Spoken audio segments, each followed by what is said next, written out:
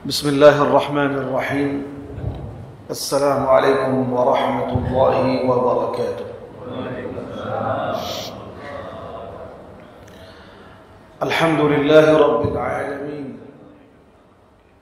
والصلاة والسلام على نبي الكريم الأمين، نبينا وسيدنا محمد الأمين، وعلى آله وأصحابه أجمعين، ومن سار على نهجه واقتفى أثره واستنى بسنته إلى يوم الدين، وسلم تسليما كثيرا.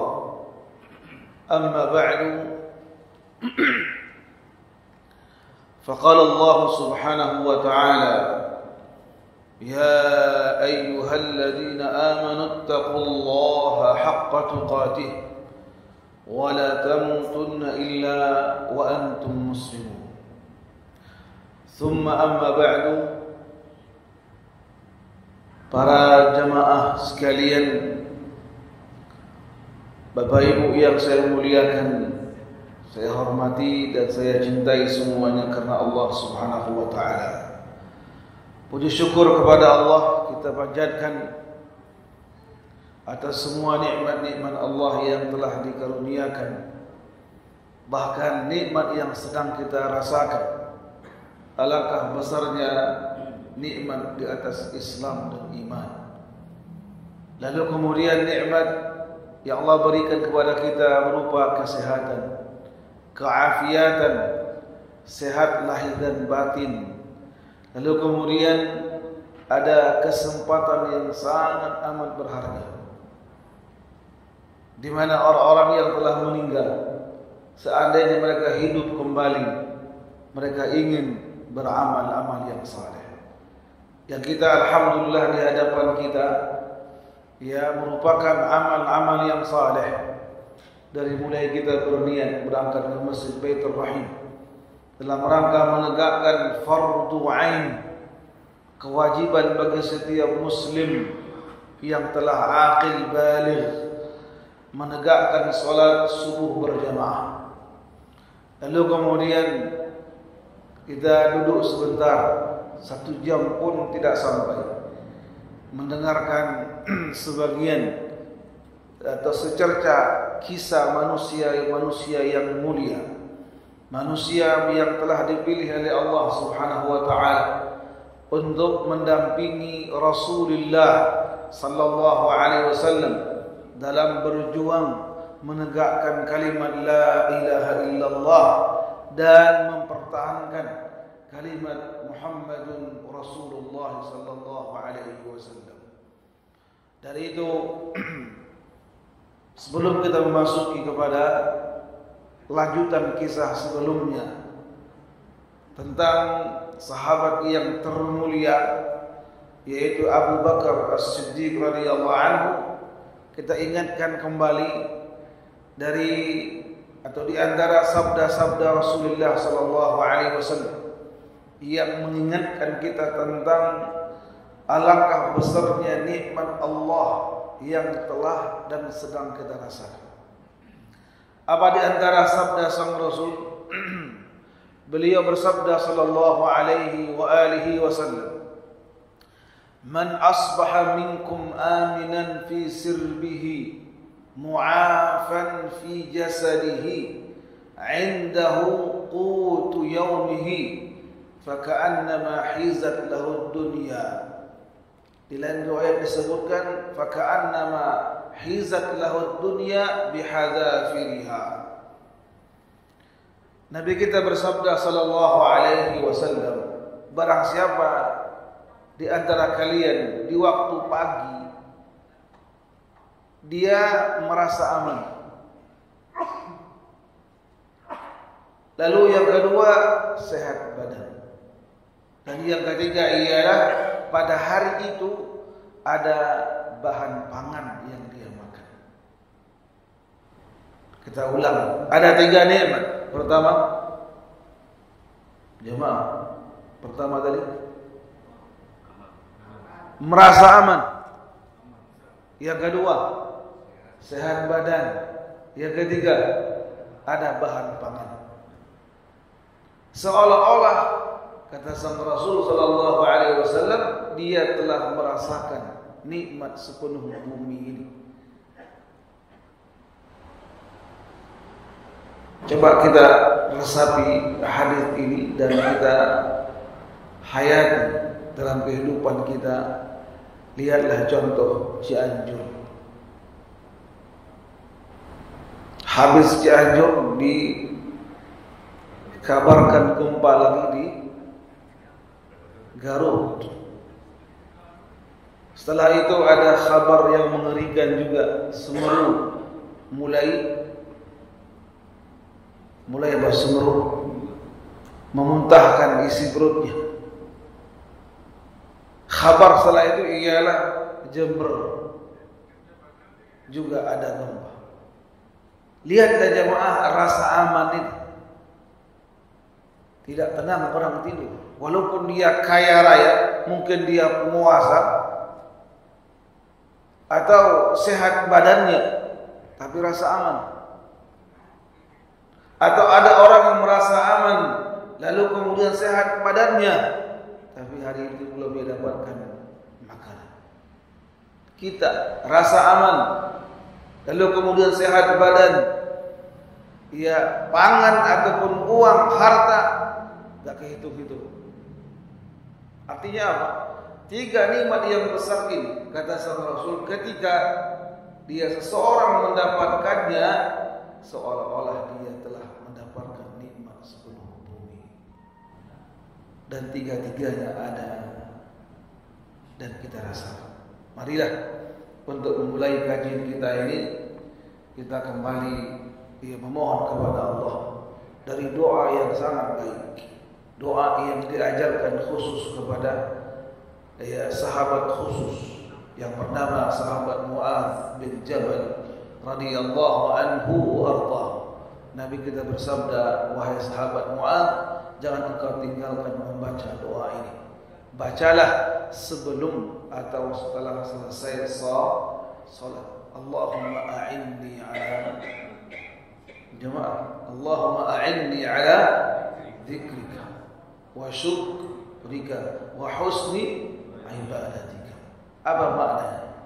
Artinya ialah memohon kepada Allah, ya Allah, aku mohon kepadamu, ya agar engkau selalu menolongku, membantuku menjadi hamba yang senantiasa berzikir mengingatmu. Lalu kemudian yang kedua, wahai Allah, bantu juga hambamu agar bisa senantiasa mensyukuri nikmat. Ya, zikir, syukur nikmat. Yang ketiga, ya Allah, bantu juga saya agar senantiasa bisa memperbaiki mutu kualitas ibadahku kepadamu. Nah, ini yang kita harapkan setelah kita habis salat.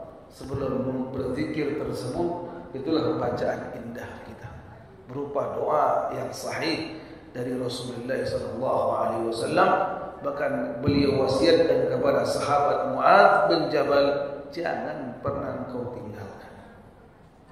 Semoga Allah Subhanahu wa taala mengabulkan semua doa-doa kita dan menjadikan kita hamba-hamba yang salihin, syakirin, dan senantiasa memperbaiki ibadah kita kepada Allah Subhanahu wa taala. Amin ya rabbal alamin. Bapak Ibu sekalian, kisah lanjutan dari sahabat Abu Bakar As-Siddiq radhiyallahu anhu tentunya panjang sekali. Di hadapan kita ada kitab yang tebalnya lebih kurang 300 halaman. Itu pun yang ringkas ditulis oleh para ulama tentang kemuliaan, tentang keutamaan, tentang bagaimana semangatnya ibadah, antusiasnya membela kebenaran, lalu kecintaan yang tiada duanya terhadap Rasulullah sallallahu alaihi wasallam. Mari kita lihat di antara firman-firman Allah Subhanahu wa taala yang Allah paparkan tentang para sahabat, khususnya sahabat Al-Muhajirin dan Al-Ansar. Masih ingat ya? Dua kalimat tersebut Allah tuangkan dalam surah At-Taubah ayat yang ke-100. Ketika Allah firmankan was-sabiqunal awwalun minal muhajirin wal ansar walladzina ittaba'uuhum biihsanin radhiyallahu anhum wa radu anhu wa a'adda lahum jannatin tajri tahtaha al-anhar khalidina fiha abada dzalikal fawzul 'azim. Coba diingat At-Taubah ayat yang ke-100. Sudah? Nah, ketika Allah firmankan dan orang-orang yang lebih dahulu masuk Islam, awal-awal masuk Islam dari kalangan al-muhajirin dan al-ansar, sehingga disebut dengan muhajirin dan ansar. Begitu banyak sahabat sang Rasul dari kalangan muhajirin, dan mereka dahulu masuk Islam daripada orang-orang ansar. Dan lihatlah orang-orang yang masuk Islam ketika di awal dakwah sang Rasul, wabil khusus ketika beliau berdakwah secara sirriyah, diam-diam. Ya, beliau menjalani dakwah ini selama 3 tahun. Dan orang-orang yang masuk Islam di awal-awal dakwah beliau selama 3 tahun tersebut berjumlah lebih kurang 35 orang. Tidak sampai 40 orang. Siapa di antaranya? Telah kita sebutkan. Ada 10 sahabat yang dijamin masuk jemaah. 10 sahabat yang dijamin masuk. Siapa yang menjamin mereka? Rasulullah sallallahu alaihi wa alihi wasallam. Itulah yang perlu tadi kita tegaskan kembali. Dengan judul kajian kita ialah kisah-kisah sahabat senior. Jika ada waktu kita akan baca terus, sampaikan terus 10 sahabat yang dijamin masuk surga itu insyaallah. Bapak Ibu sekalian, barakallahu fikum jami'an. Orang-orang muhajirin dan ansar yang mereka terdahulu masuk Islam dan orang-orang yang mengikuti mereka. Lihat, was-sabiqunal awwalun minal muhajirin wal ansar walladzina ittaba'uuhum, dan orang-orang yang mengikuti jejak langkahnya orang-orang ansar dan muhajirin. Kembali, orang-orang muhajirin dan al-ansar. Berarti 3 golongan. Pertama orang-orang muhajirin, yang kedua al-ansar, yang ketiga orang-orang yang datang setelah mereka. Disebutlah istilahnya at-tabi'un, orang-orang yang datang setelah para sahabat. Setelah para tabi'in, tabi'ut tabi'in. Istilah bahasa Arab. Sehingga apa kata Allah? والسابقون الأولون من المهاجرين والأنصار والذين اتبعوهم بإحسان. Orang-orang yang mengikuti jejak langkah orang-orang al-muhajirin dan ansar dengan cara yang baik. Apa yang Allah janjikan? Radhiyallahu anhum. Radhiyallahu anhum wa radu anhu. Masih ingat di penghujung surah Al-Bayyinah, jazaohum 'inda rabbihim jannatu 'adnin tajri min tahtiha al-anhar khalidina fiha abada radhiyallahu 'anhum wa radu 'anhu. Terus dikit lagi, dzalika liman. Allahu akbar. Indah luar biasa. Ya, di penghujung ayat itu yang paling indah. Dzalika liman. Apa artinya? Jangan colek teman sebelah. Dzalika liman, itulah balasan surga kekal di dalamnya yang tiada akan mungkin pernah keluar, dan nikmat di surga Allah tidak akan pernah putus. Ada ayat dalam surah Al-Waqi'ah tentang buah-buahan yang kita makan. Qutufuha daniyah, surah Al-Haqqah. Ya, dalam surah Al-Waqi'ah Allah firmankan tentang buah-buahnya. Apa ayat itu? Allahu musta'an. La maqtu'atin wala mamnu'ah. Tidak akan pernah terputus. Ketika kita petik satu buah di surga Allah, dia langsung nongol lagi seperti semula. Dan rasanya lebih lezat. Lalu la maqtu'atin wala mamnu'ah, tidak terlarang untuk memetik. Itu hanya buahnya saja. Belum lagi minuman, makanan, dipan, tempat kita bertelekan, bijana, kasur, bahkan pakaian, perhiasan, mahkota. Para pelayan yang tidak akan pernah bosan melayani para penghuni surga, lebih-lebih para bidadari. Orang-orang yang mati syahid, kata sang Rasul, telah disediakan di surga Allah sebanyak 70 bidadari. Satu dua enggak habis. Allahu Akbar. Nah, lalu kemudian surah At-Taubah tadi ketika Allah firmankan tentang para sahabat. Lalu apa tadi? Kita ulangi kembali. Was-sabiquna al-awwaluna minal muhajirin wal ansari wal ladzina ittaba'uuhum bi ihsan radhiyallahu anhum wa radu an. Allah ridha. Allah ridha kepada mereka, wa radu an, dan tentunya para sahabat ridha kepada Allah. Ungkapan ini bisa kita rumuskan, yang kita ucapkan setiap paginya, yang merupakan rangkaian-rangkaian zikir pagi, yaitu raditu billahi jamaah, raditu billahi rabban wa bil islami dina wa bi Muhammadin sallallahu alaihi wa alihi wasallam nabiyya. Itulah ungkapan kita. Sehingga ayat yang setelahnya, wa a'adda lahum jannatin, Allah telah sediakan bagi mereka surga-surga, tajri tahtahal anhar. Surga tersebut ya istana, rumah-rumah yang megah, di bawahnya mengalir sungai-sungai. Khalidina fiha abada, mereka kekal selama-lamanya di dalam surga. Dzalikal fawzul azim, itu merupakan apa?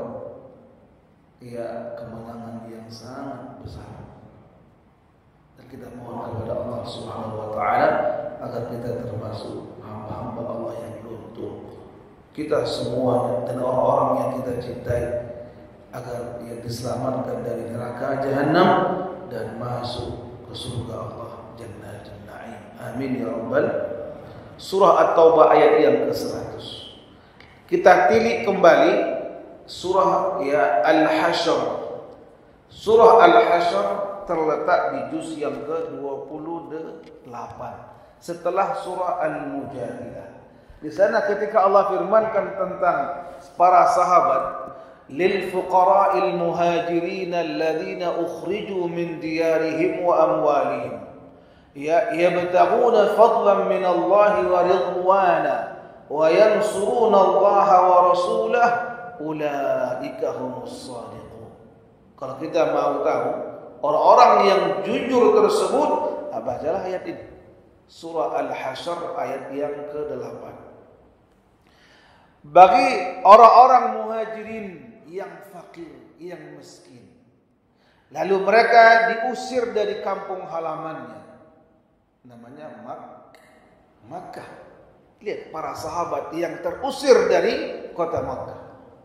Ketika terusir tersebut, mereka bisa membawa pakaian yang menempel di tubuh mereka, lalu harta mereka bagi yang kaya raya dijarah oleh siapa? Penduduk kota Mekah, apalagi yang masih statusnya kafir. Betapa kayanya sahabat Utsman bin Affan, lalu Abdurrahman bin Auf, Abu Bakar, Utsman, lalu kemudian Talhah bin Ubaidillah dan sahabat-sahabat yang lain dijarah oleh mereka. Lalu kemudian wa amwalihim, mereka pun terusir dan diambil harta mereka. Keluarnya mereka dari kota Makkah, meninggalkan kota Makkah, yabtaghuna fadlan minallahi wa ridwana, semata-mata untuk menggapai karunia dari Allah dan keridhaan darinya. Kemudian yang terpenting dari itu ialah wa yansurunallaha wa rasulah. Ketika sampai di Madinah, mereka betul-betul menolong agama Allah serta menolong Rasulullah sallallahu alaihi wasallam. Wajib berhijrah meninggalkan kota Mekah. Untuk apa? Menegakkan agama Islam, dia tidak terlarang, terhambat ataupun dia terganggu ketika menegakkan syariat Islam, lalu kemudian bersama-sama Rasul mendirikan negara Islam yang pertama. Sudah? Lalu kemudian ulaika humus shadiqun, mereka itulah orang-orang yang jujur. Ayat yang setelahnya walladzina taba'ud dara wal iman. Nah, ini khusus orang-orang Al-Ansar dan orang-orang yang telah menyediakan rumah mereka dan orang-orang yang telah beriman. Ya, sebelum datangnya orang-orang Muhajirin. Lihat kisah yang menarik jemaah yang Allah muliakan. Pada tahun yang ke-12 kenabian, setahun sebelum Nabi hijrah ke kota Madinah, beliau mengirim seorang dai, anak muda yang ganteng, cerdas. Siapa namanya?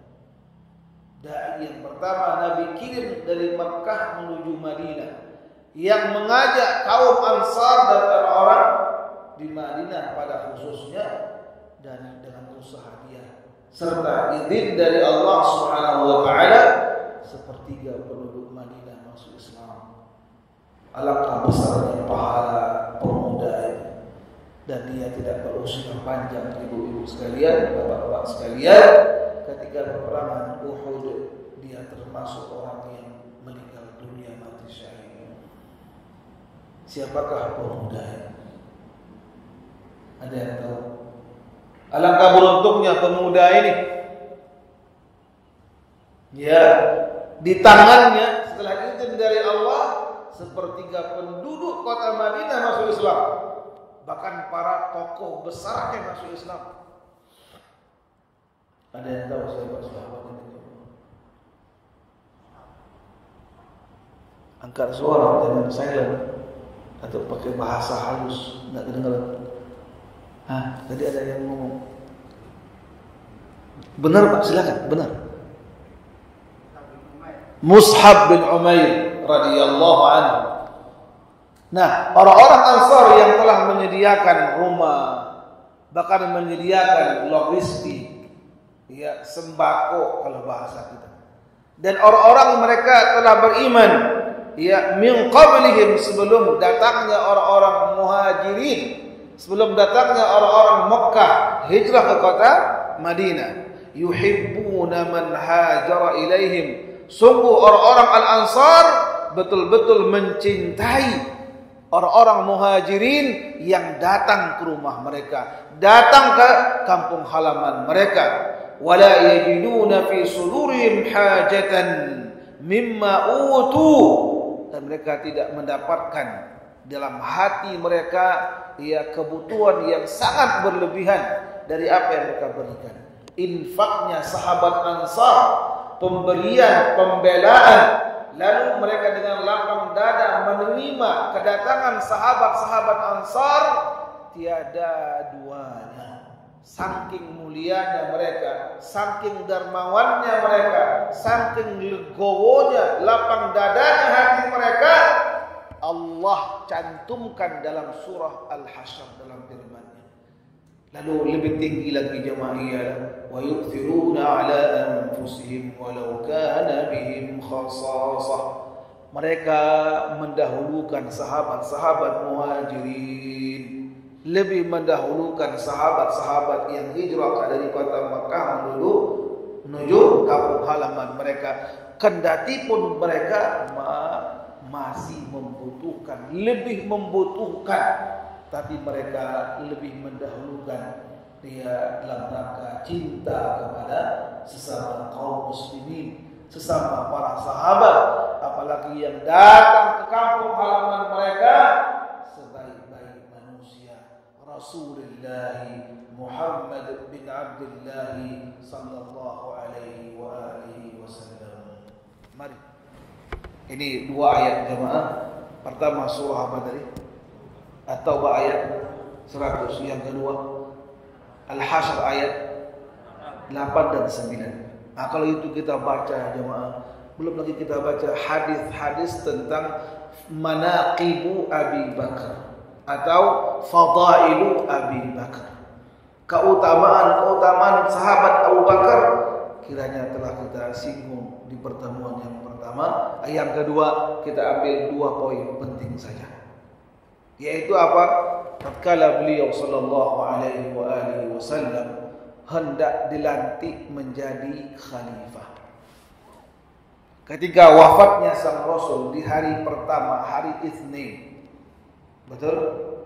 Betul, Pak?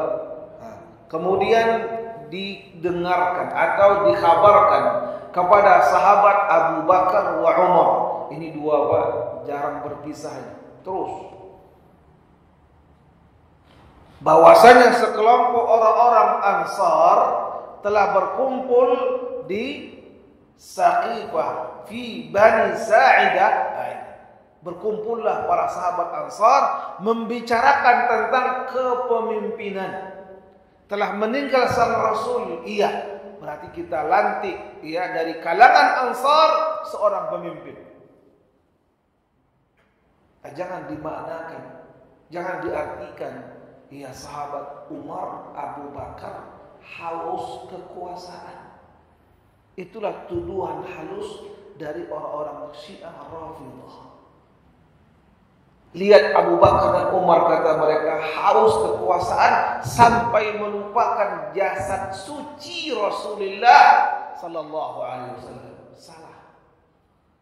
Justru jika tidak didamaikan ini, Pak, bagaimana satu pemerintahan, satu kota nanti ada dua pemimpin?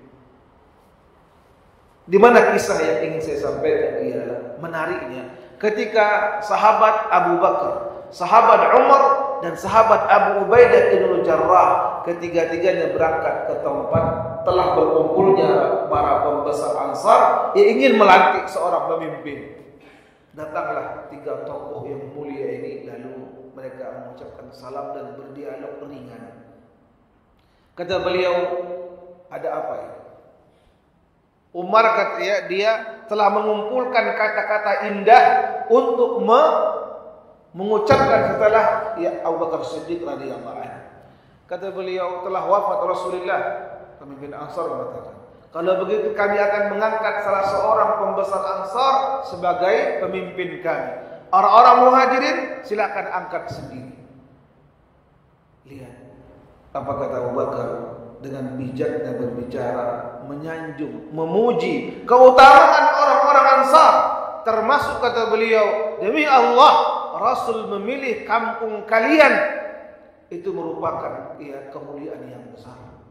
Beliau tinggalkan kampung halamannya, kampung halaman kami, kota Mekah, sebaik-baik bongkahan di muka bumi Allah, kota Mekah. Tapi karena terusir. Tapi karena apa? Terusir dan tidak tenang dalam menegakkan al-Islam. Lalu Allah memilih bagi Rasulnya dan para sahabat al-Muhajirin tinggal di kota kalian. Itu sebuah kemuliaan yang luar biasa. Dan disebutkanlah bahwasanya kepemimpinan itu kembali kepada orang Quraisy.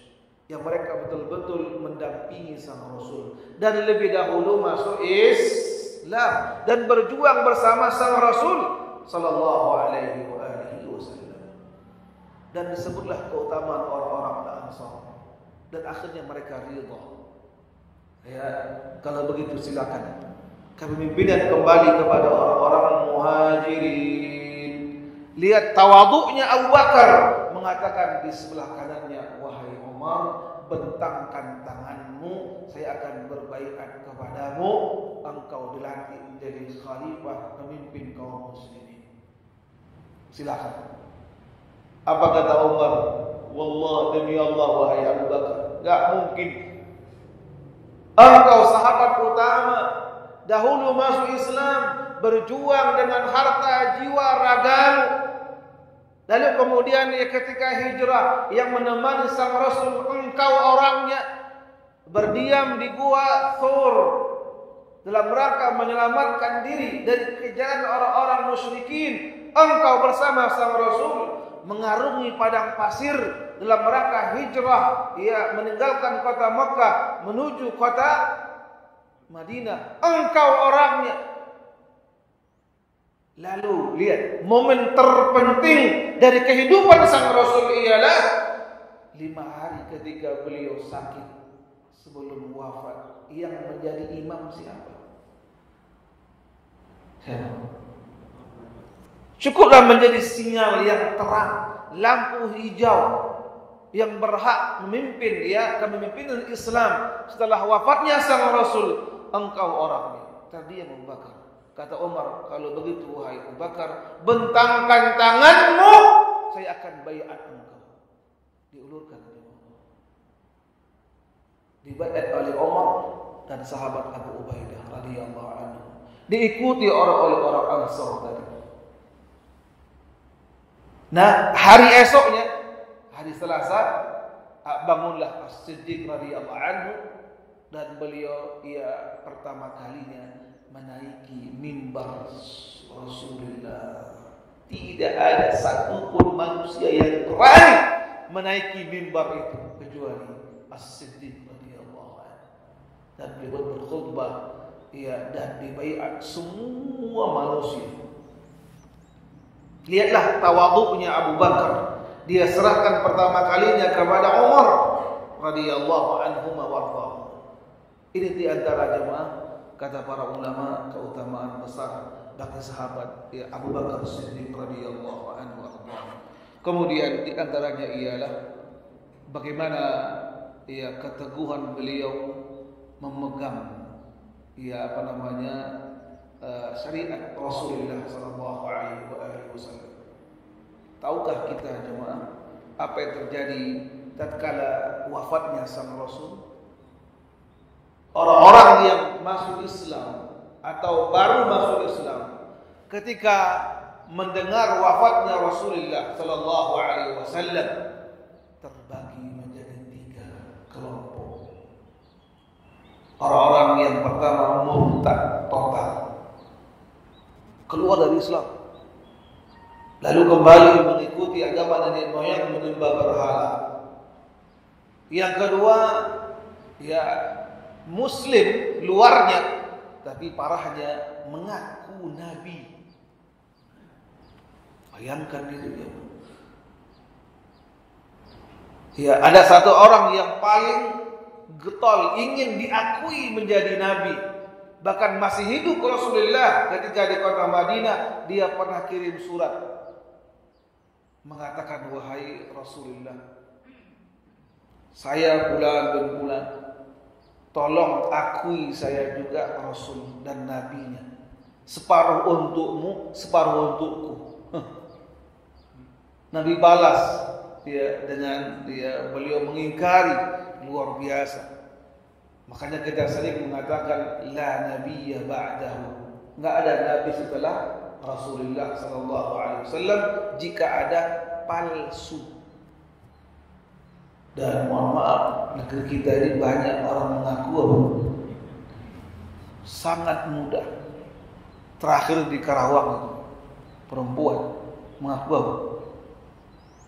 ada nggak berita yang di Karawang perempuan mengaku udah keluar Imam Mahdi katanya. Wallahu a'lam, mungkin suami dia namanya Imam Mahdi. Sangat mudah. Masih ingat kisah ya di Kota Bogor, seorang mantan guru olahraga namanya Ahmad Musaddiq mengaku apa? Allahu Akbar. Begitu mudahnya orang mengaku apa? Mahdi. La haula wala quwwata illa billah. Nah, dari itu kita tahan lisan kita. Ya, janganlah kita bertindak. Kita menjadi hamba Allah yang saleh dan betul-betul saleh sudah merupakan derajat yang tinggi pada zaman ini. Anak-anak muda, anak-anak kita, wanita, anak-anak perempuan kita, perempuan ketika keluar mampu mempertahankan hijab syar'i. Saya ulang, mampu mempertahankan hijab syar'i.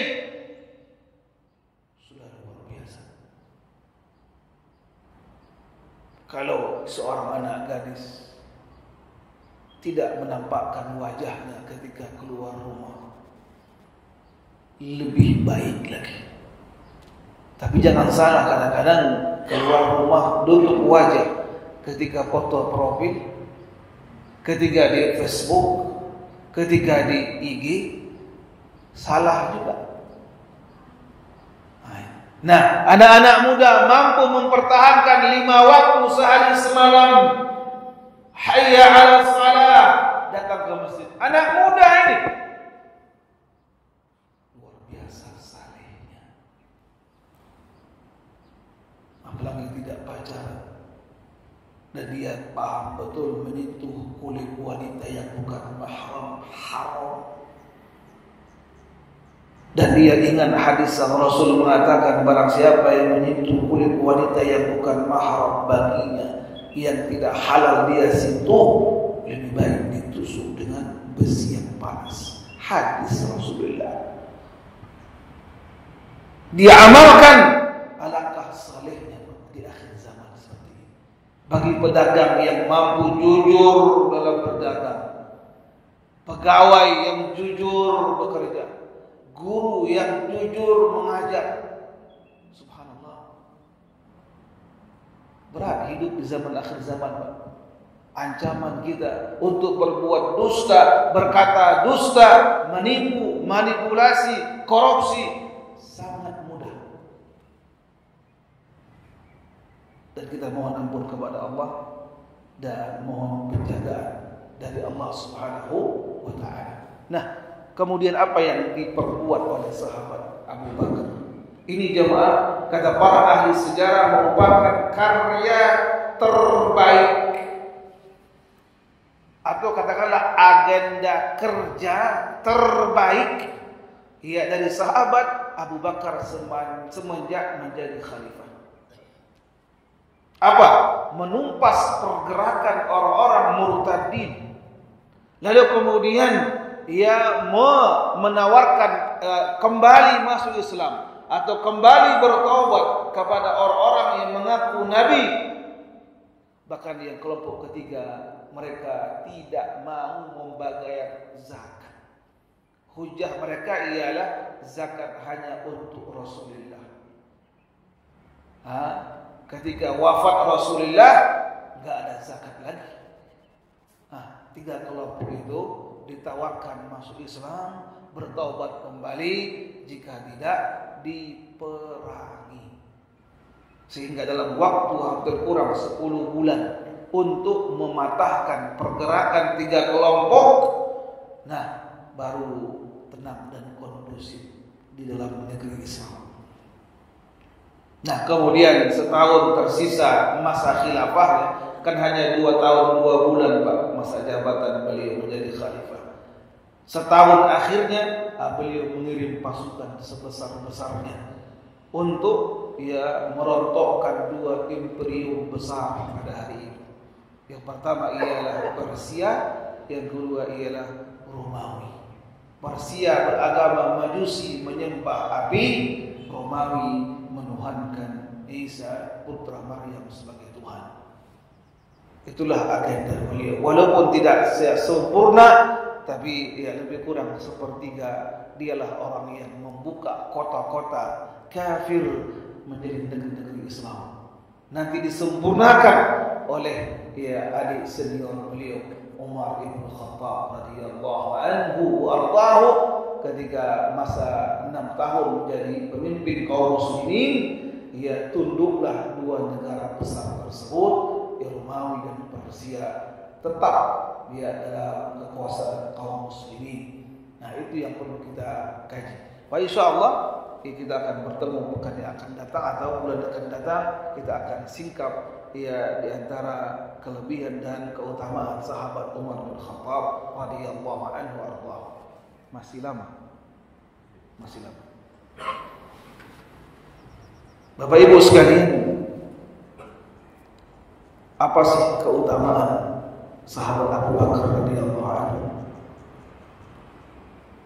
Disebutkan di dalam hadis, walaupun para ulama menjelaskan tentang tidak sahihnya hadis tersebut. Ada mengatakan dalam pemberitaan itu sah-sah saja, tapi wallahu a'lam jika diungkapkan menarik sekali tentang kemuliaan sahabat Abu Bakar radhiyallahu anhu warḍah. Apa di antaranya? Ketika setelah habis salat subuh, Nabi kita bersabda kepada para sahabat, siapa yang tadi di antara kalian sebelum datang ke masjid, dia menjenguk orang sakit, saya orangnya. Para sahabat mikir, siapa yang sakit dan siapa yang mendatangi orang yang sakit. Yang kedua kata beliau, siapa yang tadi sebelum sholat subuh mendatangi atau menjenguk orang yang meninggal dunia, saya orang. Makin kaget Umar, kapan kita mau melayat orang meninggal?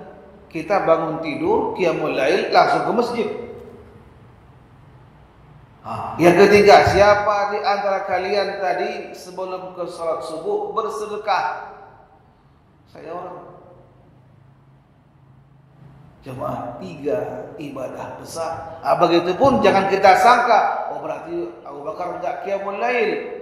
Itu sangkaan buruk kita. Beliau qiyamul lail, tahajud, berdoa, berzikir, mohon ampun kepada Allah. Keluarlah beliau, dia jenguk orang yang sakit, dia jenguk orang yang meninggal dunia, dan dia sisihkan harta untuk berinfak. Sudah. Lalu kata sang Rasul, orang-orang yang mengamalkan 3 amal tersebut akan dipanggil nanti di setiap pintu surga. Berarti ada pintu salat, pintu zakat, pintunya sedekah. Bahkan ada dalam hadis yang sahih, bagi orang yang saum akan dimasukkan ke pintu khusus namanya Ar-Rayyan. Lalu di akhir dialog itu apa kata sahabat Abu Bakar? Ya Rasulullah, apakah ada, inilah keutamaan, apakah ada di antara umatmu ini dipanggil dia setiap pintu? Pulang sini, pulang. Jemaah, saya ulangi, apakah ada di antara umatmu ini wahai Rasulullah yang dipanggil oleh penjaga pintu surga, setiap pintunya manggil ke sini? Apa kata beliau? Ada, dan saya berharap engkaulah orangnya. Allahu Akbar. Persaksian dari sang Rasul, Abu Bakar Siddiq radhiyallahu anhu ke surga Allah, masuk ke surga Allah, bahkan dipanggil dari setiap pintunya. Jemaah sekalian, kisah yang terakhir ialah radhiyallahu anhu warḍah, tatkala beliau sampai ke kota Makkah, Madinah, dan bagaimana sahabat membantu sang Rasul. Lalu para sahabat juga bahu-bahu membahu, tolong menolong, gotong royong untuk membantu sahabat yang fakir, sahabat yang miskin. Bahkan kisah sumur yang dimiliki oleh seorang Yahudi yang rakus dibelilah oleh sahabat Utsman bin Affan radhiyallahu anhu, yang Nabi janjikan barang siapa yang membeli sumur itu tersebut akan meminum nanti dari telaga atau mata air surga Allah Subhanahu wa taala. Apa perannya Abu Bakar? Apa perannya ketika sampai di kota Madinah? Beliau merupakan mustasyar, penasehat atau tangan kanan, orang tangan kanannya Rasulullah sallallahu alaihi wasallam dan orang tangan kirinya. Dua-duanya jarang berpisah. Itulah Abu Bakar dan Umar bin Khattab radhiyallahu anhu. Kisah yang menarik yang terakhir ketika pada tahun ke-5 atau ke-6 saya lupa persisnya, sepulang dari peperangan Al-Muraisiyah. Peperangan ini Allah tahun ke-5 atau tahun ke-6 Hijriah atau ke-4, wallahu a'lam. Peristiwa besar terjadi. Tatkala pulang rombongan para sahabat, ada Rasulullah di tengah-tengah mereka. Ketika mampir di sebuah tempat, waktunya ialah pas menjelang Isya atau menjelang Maghrib. Rasulullah dengan satu onta, lalu istri beliau Aisyah di onta yang lain. Ketika berhenti, tentunya yang memandunya akan menderunkan onta, mendudukkan onta untuk istirahat. Istirahatnya Rasulullah dan sahabat yang lain dan juga Aisyah radhiyallahu anha. Dan kebiasaan Nabi yang mulia sallallahu alaihi wasallam jika pulang dari safar, beliau mengatakan para sahabatnya, kalian dahulu. Kadang-kadang beliau dengan istrinya lomba lari, menunjukkan kemesraan, bercanda, atau di atas onta membuka sekedul lalu berdialog. Allahu Akbar. Nah, sampailah satu hari tersebut, dan ketika hendak kembali safar, melanjutkan perjalanan, tentunya Aisyah radhiyallahu anha turun dari sekedup ontanya dan membuang hajat. Sudah? Nah, ketika onta itu didirikan, Rasul terus berjalan, beliau menyangka Aisyah ada di sekedup onta itu. Tahu sekedup, Pak? Tempat kecil yang ada di onta itu, Pak. Paham ya? Bisa muat 2 orang. Sudah, lazimnya 1 orang. Karena onta itu bawa orang dan barang. Lalu apa terjadi? Sangkaan para sahabat, bahkan Rasul juga menyangka Aisyah radhiyallahu anha ada di atas onta. Apa yang terjadi, jemaah? Ketika Aisyah turun dari ontanya, ketika dia langsung membuat hajat di sebuah tempat, ketika dia kembali ke tempat semulanya, kenapa dia tertahan lama? Katanya kalungnya jatuh. Dia nyari-nyari di tempat sana. Di tempat dia buang hajat, tertahan lumayan lama untuk mencari kalung yang jatuh. Ketika dia kembali ke ontanya udah jalan. Bisa dipahami, Pak? Paham ya? Lalu dia pun berpikir panjang. Kalau hari ini mudah sekali ada yang namanya dipoto. Saya ketinggalan rombongan, mohon. Sekarang itu, Pak. Dahulu tidak ada. Yang ada ialah dia berpikir panjang. Kalau saya kembali ke tempat buang hajat, terus mencari kalung yang hilang, subhanallah, orang semakin nggak tahu. Mendingan saya menunggu di tempat onta. Barangkali nanti ialah mereka melihat mengetahui onta kosong, lalu kembali ada yang nyusul. Nah, ini tempat cara yang bagus. Kalau kita ketinggalan, tunggu di tempat titik awal. Paham ya? Nah, sehingga ya tidak ada yang datang sampai larut malam jemaah, sampai waktu fajar dan subuh.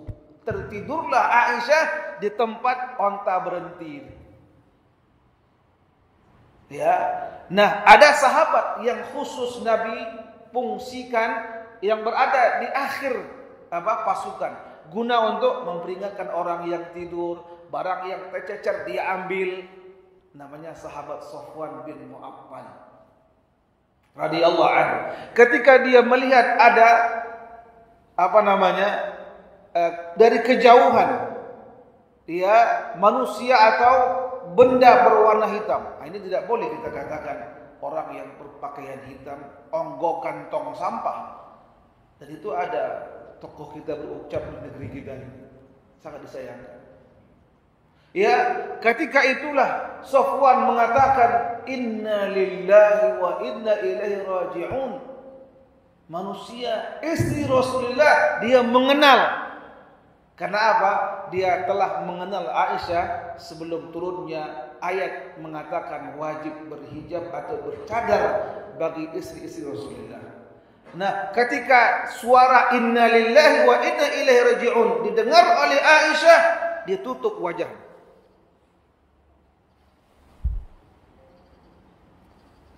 Hanya kalimat itu yang diucapkan oleh Safwan bin Mu'attal radhiyallahu anhu.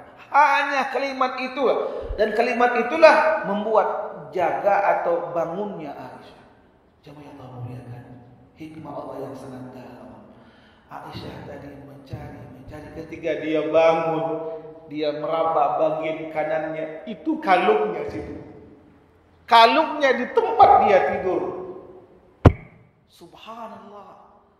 Lalu Safwan mendudukkan ontanya dan naiklah Ummul Mukminin ke atas. Dan dia pandu. Ketika sampailah di sebuah tempat sudah tersebar isu, alias berita hoak viral bahwasanya Aisyah dengan Safwan telah berbuat tidak baik. Itulah ulahnya orang-orang munafik. Bahkan sebagian sahabat 3 orang ikut menuduh yang tidak baik. Termasuk ini inti kisah, termasuk sahabat dekatnya Abu Bakar yang dia berikan santunan tiap bulan. Ketika dia dengar ente ikut menuduh anak gua, dia tahan bantuan itu dan tidak akan mau memberi kembali. Tapi pada akhirnya Allah menegurnya dengan ayat, kenapa harus menahan bantuan? Teruskan, tidakkah engkau ingin diampunkan dosamu? Menangis Abu Bakar, seolah-olah dia ditegur oleh Allah Subhanahu wa taala. Akhirnya dia terus memberikan nafkah. Itu jemaah, walaupun sakit hati, walaupun teriris seperti irisan sembilu. Anak kandung beliau, putri beliau, merupakan istri Rasulullah sallallahu alaihi wasallam, dituduh berbuat zina. Dan kisah ini tertuang dalam surah An-Nur sebanyak 10 ayat. Dan ayat yang ke-11 sampai ayat yang ke-20. Dan selama 30 hari jemaah, bagaimana Nabi tidak mendatangi Aisyah? Dalam kategori ia dengan anak lain tidak berhubungan badan. Begitulah menangis sampai Aisyah minta izin agar nginap di rumah orang tuanya. Nabi izinkan. Lalu kata Aisyah, wahai Abu Bakar, wahai ayahku, tolong jawablah kepada sang Rasul. Tidak pernah berbuat sama sekali dan bersumpah dengan nama Allah. Safwan hanya mengatakan kalimat inna lillahi wa inna ilaihi raji'un. Hanya satu kalimat, istirja. Abu Bakar pun diam. Apa yang saya ungkapkan? Diam. Wahai ummah, wahai ibu, tolong jawab, sampaikan kepada suamiku Rasulullah. Kata beliau, abamu diam, apalagi saya. Terus jemaah. Dan Aisyah tinggal di rumah orang tuanya, menangis sampai kering air mata. Malam enggak bisa tidur, siang menangis sepanjang hari. Di luar sana diisukan oleh orang, ya Aisyah telah berbuat zina. Subhanallah ya jemaah.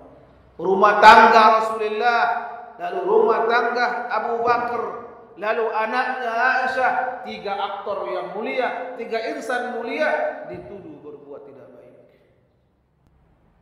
Lalu pada akhirnya Allah bebaskan. Allah dalam firman-Nya surah An-Nur membebaskan tuduhan tersebut. Tidak akan mungkin manusia terbaik, manusia yang suci, manusia yang mulia berumah tangga, bersatu tangga, bersatu atap, satu kasur dengan wanita yang tidak baik. Ini kalau orang Syiah Rafidhah paling senang, karena mereka mencaci maki As-Siddiq, lalu mencaci maki anaknya, dia bernama Aisyah, dan juga orang Rafidhah mencaci maki Umar, dan juga mencaci anaknya Hafsah. Dan akhirnya Allah bebaskan, dan dia jadilah Abu Bakar semakin mencintai Rasulullah, dan keluarga Abu Bakar disanjung oleh banyak orang. Pembebasan nama baik Aisyah radhiyallahu anha langsung dari Allah Subhanahu wa taala. Sudah, di mana poin pentingnya? Kebaikan Abu Bakar yang sempat dia berikan santunan kepada kerabat dekatnya, yang dia bersumpah dengan nama Allah dia akan diputuskan, tapi ketika Allah yang menegurnya, dia sambung kembali kebaikan itu. Bapak Ibu sekalian, sudah sampai waktu kita. Ringkas daripada apa yang kita sampaikan dari sini ialah tirulah, karena ini bukan sembarang kisah, karena kisah tertuang walaupun secara global Al-Quran, surah An-Nur, lalu surah atau ayat 100, lalu surah Al-Hasyr ayat 8 dan 9, dan bertebaran banyak ayat-ayat yang lain. Lalu hadis-hadis Rasulullah yang menunjukkan bagaimana beliau katakan, ada kisah di antara dua juga. Umar bin Khattab didatangi di siang hari oleh As-Siddiq, dan dia ketuk pintu. Assalamualaikum, enggak dijawab. Kali yang kedua enggak dijawab, kali yang ketiga enggak dijawab. Umar lagi sibuk dalam rumahnya, 3 kali diketuk pintu. Tamu tahu diri, jangan paksakan. Dan dia keluar dan pulang menuju masjid. Lalu kemudian Abu Bakar dengan muka agak kurang baik, agak sedikit kesel, bertemu dengan sang Rasul di masjidnya. Nanya, ada apa wahai As-Siddiq? Kok muka berubah? Saya bertamu ke rumah Umar, ngetuk 3 kali, enggak dibuka. Ini kan sunnahmu. Ketika budak tadi ditanya oleh Umar, siapa yang ngetuk pintu? Kata, temanmu As-Siddiq. Langsung dia keringatan, malu. Dia berpakaian Umar, dia kejar ke masjid Rasul, minta maaf. Ketika datang Umar itulah Nabi sempat marah. Rupanya ada orang yang ingin menyakiti sahabat khusus. Ada orang yang berani menyakiti dan menyinggung perasaan sahabatku Abu Bakar. Marah Rasulullah. Dan Umar minta maaf sampai dia berlutut. Tahu lutut, bukan kayak orang yang ruku, tidak. Seperti orang yang menyerah, mohon maaf, supaya jelas. Begini, Pak. Berruku. Bahkan bagaimana? Sayangnya Abu Bakar jangan terus dimarahi oleh Rasulullah. Apa kata Rasulullah? Abu Bakar, ya Rasulullah, saya yang salah. Saya yang salah. Membuat Umar sedih dan engkau marah kepadanya. Mohon jangan lagi marah. Keluarlah sabda Nabi yang terakhir dari dialog itu, dari kisah. Kata beliau, sungguh dahulu di kota Mekah saya sampaikan kalimat la ilaha illallah Muhammadur Rasulullah. Enggak Gak ada yang membenarkan. Ini orang yang pertama membenarkan. Orang yang pertama menyeru kalimat la ilaha illallah Muhammadur Rasulullah. Ini orang as-siddiq. Dahulu saya berdakwah, ya banyak orang yang tidak membantu dengan hartanya, jiwa raganya. Ini orang yang pertama. Kiranya kata beliau, ini yang nama masjid saya ini, pintu-pintu tertutup kecuali pintunya Abu Bakar. Nah, itu yang sekarang di kota Masjid Rasulullah di kota Madinah, itu kalau malam semua pintu-pintu ditutup kecuali pintunya Abu Bakar Siddiq radhiyallahu anhu. Nah, sejak itu tidak lagi berani Umar membuat sakitnya hati Abu Bakar radhiyallahu anhu. Sejak malam, ya semoga Allah Subhanahu wa taala melapangkan dada kita ini, memberikan kita hikmah, ilmu, amal, dan menghiasi hati kita, ya perangai kita dengan akhlak yang mulia. Lihatlah contoh dua manusia pilihan, manusia yang terbaik setelah Rasulullah sallallahu alaihi wasallam. Betul-betul lihat, ya menjadi kisah tauladan bagi kita. Dua tokoh senior, ibadah jangan tanya, infak sedekah jangan tanya, jihad fisabilillah tiada duanya. Bahkan bagaimana Umar bin Khattab yang Nabi katakan lautan ilmu, dia pemberani tegas, bukan kasar, bukan tegas dalam kebaikan. Dan lihatlah karya Umar bin Khattab selama 10 tahun menjadi khalifah, dua imperium besar tunduk di bawah kekuasaan kaum muslimin. Ya, mari dengan ini kita, ya semoga bertambah ilmu kita, lalu mampu kita ambil petikan-petikan hikmah dari kehidupan para sahabat, khususnya sahabat 10 yang dijamin surga Allah Subhanahu wa taala.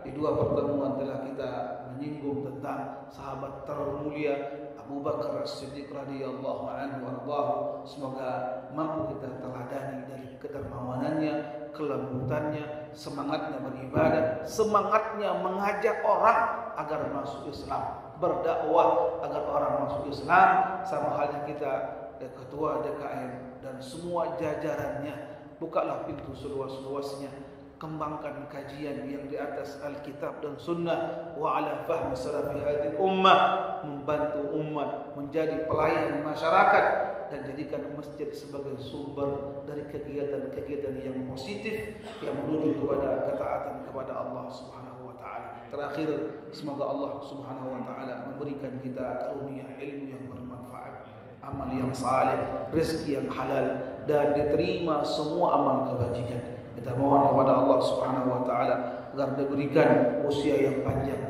dalam rangka taat kepada Allah, usia yang panjang untuk taat kepada Allah Subhanahu wa taala, rezeki yang luas dalam rangka memperbanyak pundi-pundi amal, dan kita diberikan dari Allah yaitu kekhusyukan, kesalehan, hamba yang pandai bersyukur, senantiasa berzikir kepada Allah Subhanahu wa taala, dan kita mohon kepada Allah agar diberikan anak-anak yang salihin dan salihat, istri yang salihah, tetangga yang baik, dan segala macam bentuk kenikmatan di seluruh di muka bumi ini.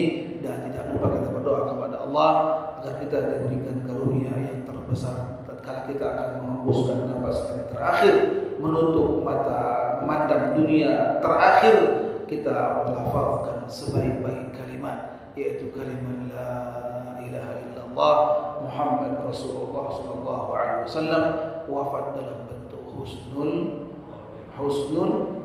Amin ya rabbal alamin. Walhamdulillah rabbil alamin. Semoga ada manfaatnya Bapak Ibu sekalian. Waktu kita telah sampai, dan kita berharap kepada Allah ada pertemuan yang ketiga. Kita akan membaca sedikit tentang kisah sahabat Umar bin Khattab radhiyallahu anhu, tidak kalah penting dan besarnya dari sahabat As-Siddiq radhiyallahu anhu. Akhir kalam, saya mohon maaf jika ada kalimat yang tidak baik, kurang cocok di hati atau menggelitik di hati kita, saya mohon maaf dan mohon ampun kepada Allah. Namun jika ada kalimat yang baik, kata-kata yang cocok, manis di lisan, lezat di dalam hati, ambil, amalkan, serta pujilah Allah semata-mata. Semoga Allah berikan kita kesempatan untuk kembali bertemu menambah ilmu, menambah amal, dan menebarkan ketaatan kita kepada Allah Subhanahu wa taala. Subhanakallahumma wa bihamdika asyhadu an la ilaha illa anta astaghfiruka wa atubu ilaik. Wassalamu alaikum warahmatullahi wabarakatuh.